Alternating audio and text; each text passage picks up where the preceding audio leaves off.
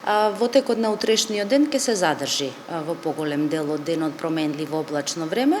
Слаб локален дожд ќе имаме во северозападните делови од земјава, но веќе од понеделник и во текот на целата таа нова седмица ќе имаме стабилна временска состојба.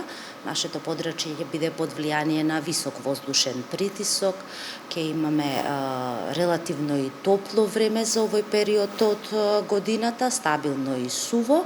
Утринските температури во вторник и во среда наместа се очекува да се спуштат 2-3 степени под нулата, но преку денот ќе биде сончево, релативно топло, особено топло и на повисоките места на планините.